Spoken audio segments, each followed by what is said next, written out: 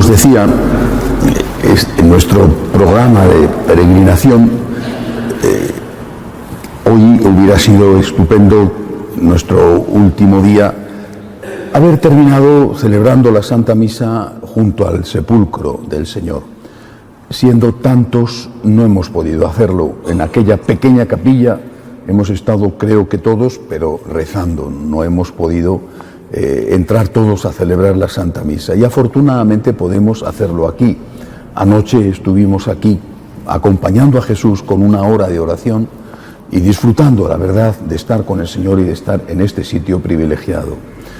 Pero ahora que vamos a celebrar la Santa Misa, aunque las vestiduras de los sacerdotes recuerdan por su color rojo ese momento de angustia de Cristo antes de ser apresado, quiero hablaros, por un lado, de alguien de quien he hablado poco, solamente en Nazaret. Quiero hablaros de la Santísima Virgen y quiero hablar también de la resurrección. Cuando os hablé de María, estando en Nazaret, en la Basílica de la Anunciación, os dije que ante todo la Virgen se presenta a sí misma, al responderle al ángel, ante todo como alguien que es humilde y que tiene fe.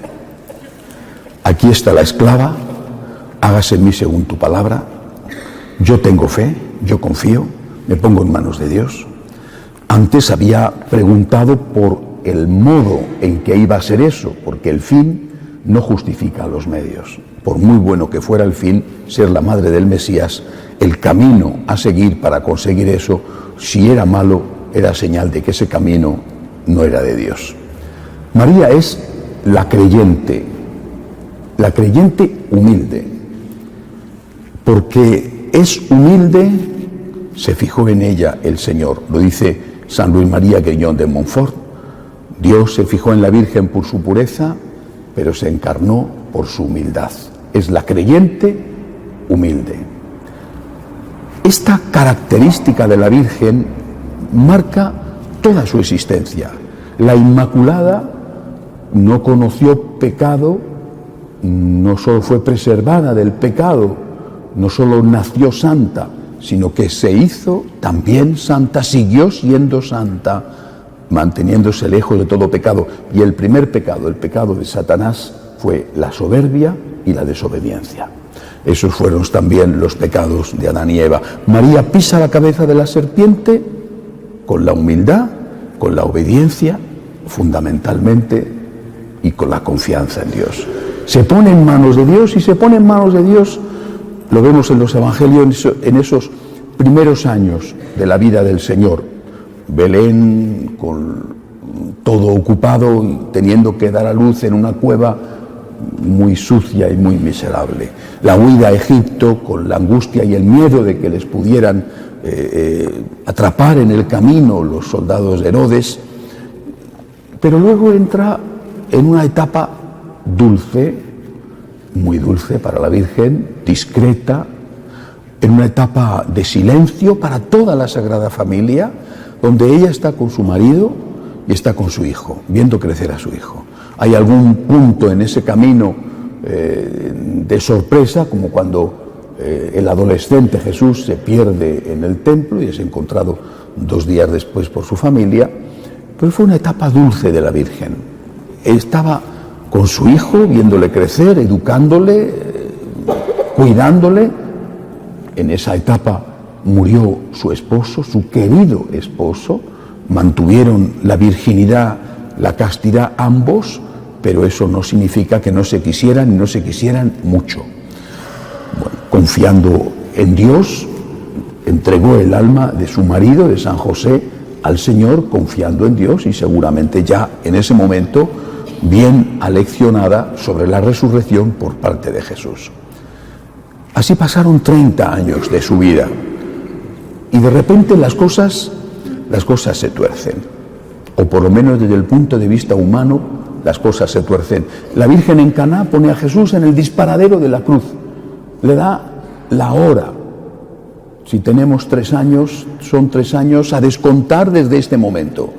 Podía haber sido un poco más tarde, Y en vez de haber vivido 33 años, nuestro Señor podía haber vivido 34, 35, 36 y haber permanecido en la dulzura de la familia en Nazaret 2, 3 años más. Y por eso Jesús le dice, todavía no ha llegado mi hora.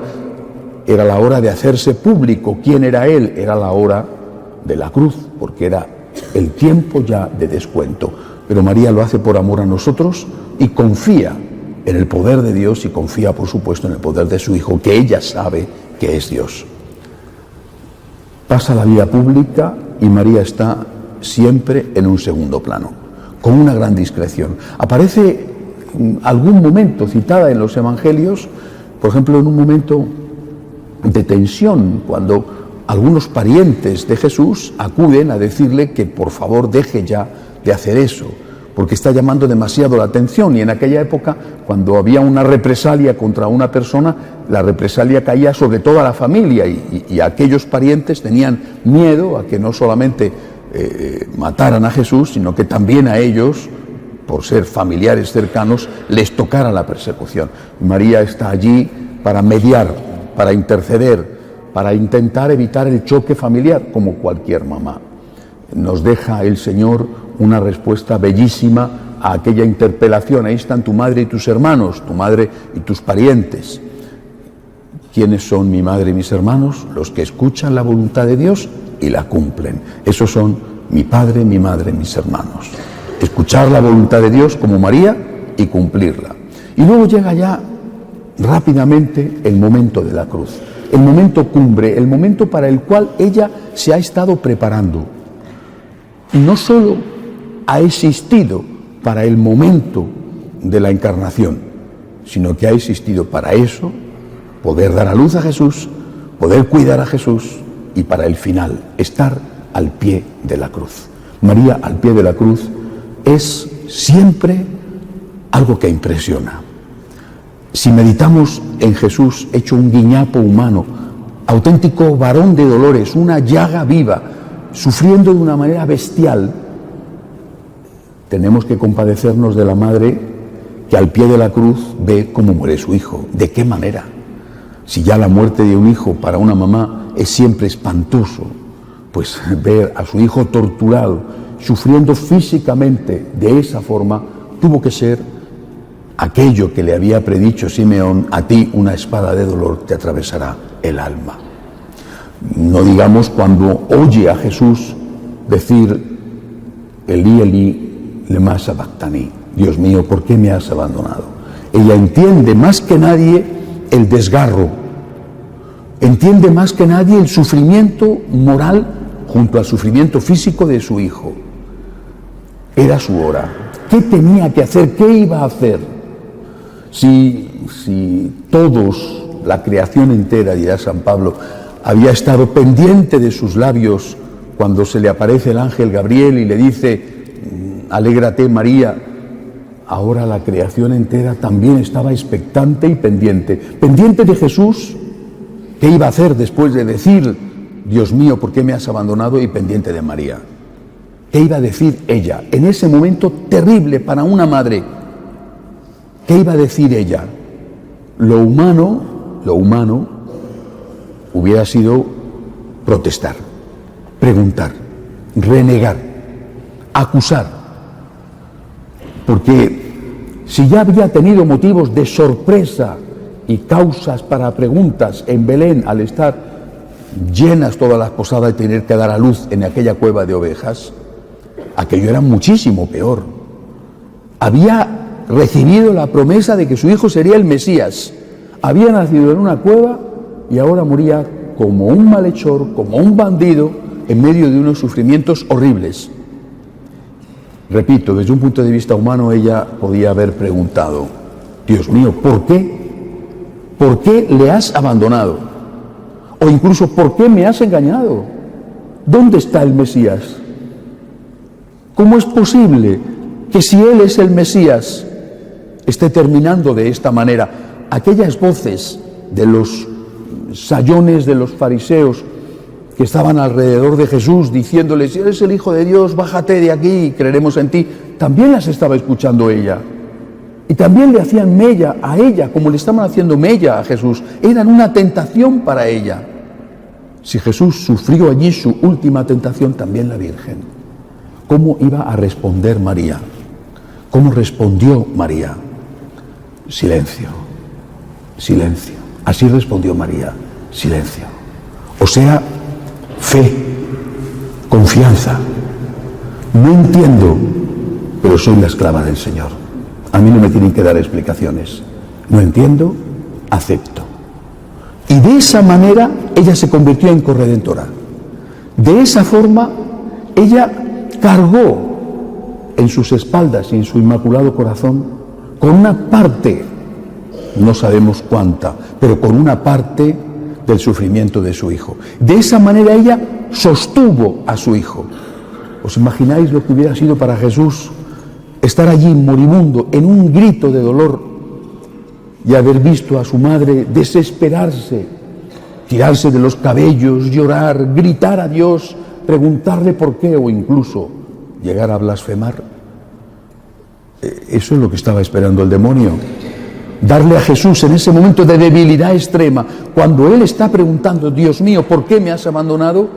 Ver que su madre comete su primer pecado y que su madre deja de ser la Inmaculada y que como Eva se rebela contra Dios.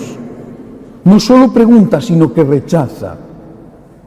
El demonio tenía su jugada muy bien atada y tenía su tentación muy bien trabajada y preparada para el momento oportuno. A Cristo le hace sentir, experimentar el dolor de Dios, el dolor del abandono de Dios, el dolor de la soledad, y a la Virgen le hace sentir y experimentar, como solo una madre puede experimentar, el sufrimiento de la muerte del hijo y además la duda de si de verdad su hijo es Dios y si de verdad no habrá sido engañada toda su existencia. La Virgen va a responder, Jesús también. Jesús, después de decir Eloí, Eloí, lama sabactani, va a decir, en tus manos encomiendo mi espíritu. Y la Virgen va a responder con el silencio. Me fío de ti, me fío de ti. Aquí está la esclava del Señor, fiat, fiat. Aquí está la esclava del Señor, me fío de ti. Hágaseme según tu palabra. No entiendo, no tengo por qué entender. Tú eres Dios y yo soy una criatura. Yo creo en ti, yo confío en ti, yo me abandono en ti. Yo, Señor, me fío en ti. Cuando Jesús, en estos 2000 años de historia, se ha aparecido, y se ha aparecido Jesús muy pocas veces, se ha aparecido para reclamar de nosotros esto. Santa Margarita María de Alacoque, Sagrado Corazón de Jesús, en vos confío. Santa Faustina Kowalska, Divina Misericordia, en ti confío. Eso es lo que nos pide Jesús, y esto es lo que le dio su madre, en una situación que ninguno de nosotros experimentará nunca, por duras que puedan ser nuestras pasiones y nuestras cruces en la vida. María se convierte en la gran maestra espiritual junto a Jesús. Me fío de ti, Señor, yo confío en ti. No entiendo, pero me fío. Y no me tienes que dar explicaciones, porque yo soy la esclava del Señor y tú eres Dios. No termina ahí la historia, no termina ahí. María tiene que recoger el cadáver de su hijo, aunque lo va a dejar en manos de aquellas buenas mujeres, María Magdalena y las otras, para que lo embalsamen en esa piedra que hemos visto y hemos venerado en el Santo Sepulcro. María tiene que recoger a su hijo muerto.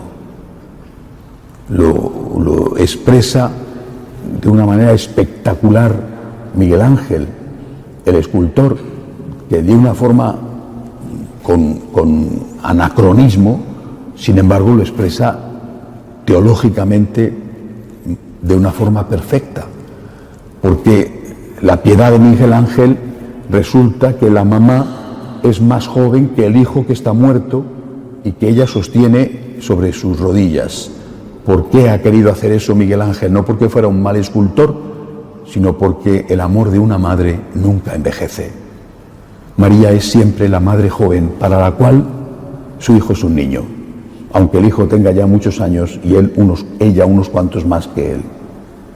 María que coge a su hijo muerto, hecho un guiñapo humano, que le coge sobre sus rodillas como le había cogido sobre sus rodillas tantas veces siendo niño, María no hace más que un gesto de pregunta silenciosa, pero un gesto también de aceptación. Aquí está la esclava del Señor, tú me lo diste, yo te lo entrego, aquí está la esclava del Señor, no entiendo, pero acepto. Y termina, según los evangelios, la intervención de María, digo según los evangelios, termina con la presencia suya en Pentecostés, uniendo a los apóstoles, siendo el cemento que une a distintos, que en algunos momentos no solamente habían sido distintos, sino también opuestos. María en Pentecostés está en el centro, ella, la llena del Espíritu Santo, la esposa del Espíritu Santo, está en el centro uniendo a los 12, tan distintos entre sí. 11 más 1, que sería después el que sustituiría a Judas. Esa era la labor de la Virgen. Su hijo se le había encomendado en la cruz. Mujer, ahí tienes a tu hijo. Cuida de Juan, cuida de mis hijos, cuida de los apóstoles, cuida de todos aquellos que me sigan. Y lo empieza a hacer enseguida. Y lo empieza a hacer enseguida estando con ellos en el cenáculo, en Pentecostés, manteniéndoles unidos, evitando que huyan llenos de miedo y también llenos de dudas. María les sostiene. María impide que se separen y que se peleen entre ellos y que se acusen entre ellos de no haber sido suficientemente valientes o suficientemente leales a Jesús. Esa labor de madre no ha dejado de hacerla nunca. No solamente a través de sus apariciones, que son tantas y tan impresionantes, no solamente a través de sus milagros, que son tantísimos, porque es de verdad aquella a la que podemos acudir sabiendo que escucha nuestras súplicas y que les va a presentar ante Dios lo mismo que presentó ante su Hijo Jesús la necesidad de aquellos novios que en plena fiesta de bodas se habían quedado sin vino. Pero es que además de eso, María es nuestro modelo. Era el modelo de los apóstoles y es nuestro modelo. El modelo de la confianza en Dios. Pase lo que pase, Señor, yo confío en ti. Y el modelo de una obediencia que la lleva a ser aquella que es doblemente madre, porque lo ha sido físicamente y porque, como su hijo dice, mi madre y mis hermanos son los que escuchan la palabra de Dios y la llevan a la práctica. María, nuestro modelo. Pero ¿qué siente la Virgen? ¿Qué siente María? Eso es lo que vemos desde fuera, pero ¿qué siente María? Difícil de saber, ¿verdad? Pero seguramente no fue fácil para ella aceptar a Juan, aunque le quería mucho y era un muchacho excelente, aceptar a Juan como su hijo. Y desde luego no fue y no es nada fácil aceptarnos a nosotros como sus hijos. No es nada fácil. Nosotros que no estábamos allí, nosotros que vivimos 2000 años después, pero que somos sus hijos, ella ha aceptado la maternidad sobre nosotros. Y qué duro tiene que ser para ella cumplir ese encargo de su hijo, ser nuestra madre. Qué duro, qué difícil tiene que ser para la Virgen aceptar que nosotros que somos pecadores acudamos a ella en busca de ayuda. Qué difícil tiene que ser para ella aceptar ser el refugio de los pecadores, porque eso es lo que es, entre otras cosas. Qué daño le hacemos a Jesús con nuestros pecados y qué daño le hacemos a la Virgen cuando pecamos ofendiendo a Cristo. Y sin embargo ella sigue siendo nuestra madre, no una madre tolerante que nos dice porque nos quiere, haz lo que quieras, sino una madre auténtica que nos llama la atención en lo profundo del corazón y nos dice, estás obrando mal, esto no lo estás haciendo bien, te has pasado o no has llegado, pero soy tu madre. Seguramente que debería de seguir hablando más tiempo sobre la Virgen, pero el tiempo es el que es y quiero hablar algo de la resurrección. Sabemos que Cristo resucitó, Lo sabemos no solo por el sepulcro vacío o por el testimonio de aquellas mujeres que vieron que no estaba ya el cuerpo de Cristo en la pequeña cueva donde le habían puesto. Lo sabemos por las apariciones de los apóstoles a los apóstoles, apariciones que por ser testigos de ella a los apóstoles les costaron la persecución y la vida. Todos ellos murieron mártires y el único que no murió mártir fue San Juan. Y nadie inventa una mentira para terminar desollado vivo como San Bartolomé o crucificado boca abajo como San Pedro. Las mentiras se inventan para escurrir la responsabilidad del mal que uno ha hecho o para hacer un negocio. Las mentiras no se inventan para que te persigan. Cristo resucitó.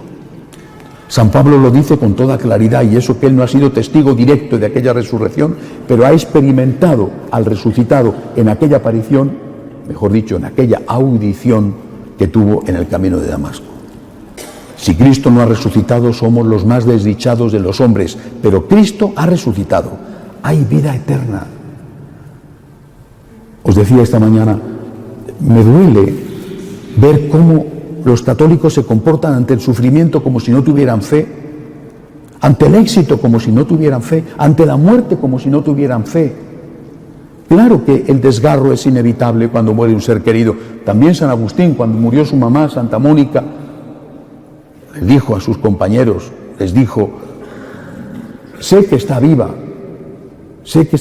pero ahora por favor dejadme un rato solo que necesito llorar.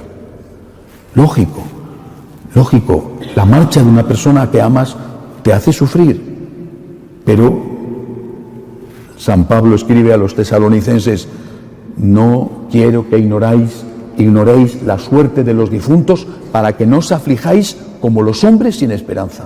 No para que no os aflijáis, para que no os aflijáis como los hombres sin esperanza. Hay vida eterna. Hay vida eterna y esto marca nuestro horizonte. Pasaremos aquí lo que pasaremos. Serán momentos buenos, momentos regulares y momentos malos. Pero esto no es más que una corta etapa, porque el final es estar con Dios eternamente. Alguno dirá, ¿y si no hay nada? ¿Y si no hay nada? Si no hay nada, ni los que no tienen fe, ni nosotros nos vamos a dar cuenta. Si no hay nada, no es que los que no tienen fe tendrán la oportunidad de decir, no hay nada, acerté. Y tampoco nosotros tendremos la oportunidad de decir, no hay nada, me equivoqué. Si no hay nada, no hay nada. Pero, usando una expresión típica de mi tierra, a nosotros los católicos que nos quiten lo bailao. Porque si no hay nada, hemos vivido con alguien toda la vida, que ha sido nuestro consuelo, nuestra fuerza, nuestra luz, nuestra esperanza, nuestro sostén. Que nos quiten esto. Vivir con Cristo no ha sido y no es una desgracia, es lo mejor que nos ha podido pasar en la vida. Nunca estamos solos, nunca. Si no hay nada, no tendremos tiempo de arrepentirnos de habernos engañado, pero habremos vivido aquí de una forma muchísimo mejor que si no hubiéramos tenido fe. Pero ¿y si hay algo? ¿Y si hay algo? Aquellos que no han tenido fe, qué sorpresa se van a llevar, ¿verdad? Y nosotros diremos, lo estaba esperando, no es ninguna sorpresa para mí. Llevo toda la vida esperando este momento. Creo en Dios y sé que voy a seguir estando con Él como he luchado por estar durante esta vida. Una última cosa, dificilísima esta. ¿Qué siente Jesús en la resurrección? Madre mía, ¿quién puede saber? Sabemos lo que siente, podemos intuir lo que siente Jesús en la cruz por sus palabras desde allí, desde el púlpito del Calvario. Pero ¿qué siente Jesús en la resurrección? Siente, después de resucitado, o sea, ahora siente un gran dolor cada vez que perdemos el estado de gracia. Porque estar en gracia es estar resucitados. Y estar en pecado es estar muertos. ¿Os imagináis a alguien que haya venido haciendo un enorme esfuerzo, pagando un gran precio, un extraordinario sacrificio para traerte una medicina. Y tú te tomas la medicina, te recuperas y luego dejas de tomarte la medicina y vuelves a recaer. Y de nuevo vuelve y te trae la medicina, te saca adelante.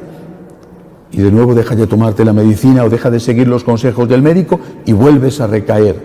¿Qué tiene que sentir ese doctor, ese médico que ha hecho ese gran esfuerzo para ayudarte a curarte? ¿Frustración? ¿Para qué ha merecido la pena todo esto que he hecho?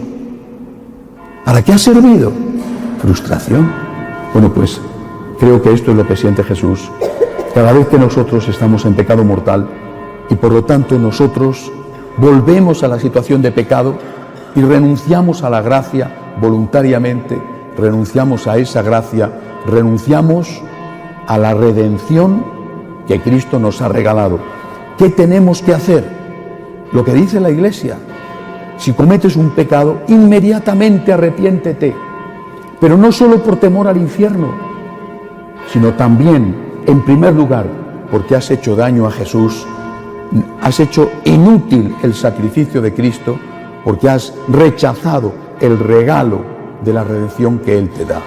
No entristezcamos, dice San Pablo, al Espíritu de Dios, no entristezcamos al resucitado, que ha dado la vida, ha pagado su sangre para darnos la vida eterna y que quiere que estemos permanentemente resucitados hasta que llegue la hora de encontrarnos definitivamente con Él en el cielo.